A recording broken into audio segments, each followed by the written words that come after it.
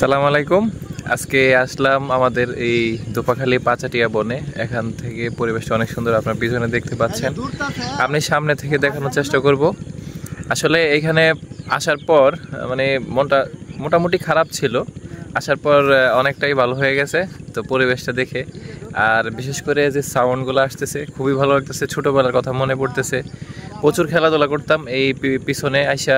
আগে মেশিন ছিল, মানে সেচ দেওয়ার মেশিন, পানির মেশিনে গোসল করতাম, অনেক কিছুই করতাম। অনেক স্মৃতি মনে পড়তেছে। তো সামনের দৃশ্যটা দেখানোর চেষ্টা করব।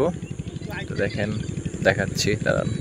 এই যে সামনেরটা হচ্ছে আপনার মসজিদের গোরস্থান, কবরস্থান, দোপাখালী কবরস্থানের পিছনে একটা রাস্তা এদিক থেকে আসছে সোজা বরাবর। তো দেখেন এখানে পরিবেশটা কত সুন্দর। তো সবেমাত্র সবাই ধান ক্ষেত লাগানো পর যে একটা সুন্দর একটা পরিবেশ মানে হচ্ছে আর কি, এরকম একটা অবস্থার মধ্যে। আর পিছনের পরিবেশ দেখেন কত সুন্দর। পাচাটিয়া বন, অনেক লম্বা একটা বন, বিশাল দেখতে পাচ্ছেন। অনেক আসলে কি আর বলবো, এখানে আসার পর বিভিন্ন দিক থেকে সাউন্ডগুলা মানে মেশিনের সাউন্ড, তারপর হচ্ছে এগুলা খুব সুন্দর ভালো শব্দ শোনা যাচ্ছে আর কি।